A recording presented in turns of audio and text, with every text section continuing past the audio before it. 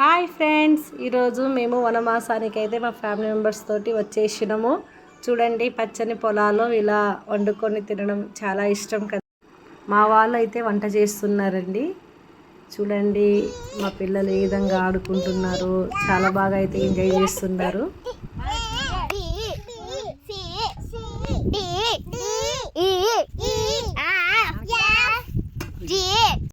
మా వాళ్ళతో ఇలా జోక్స్ వేసుకుంటూ తింటున్నామండి.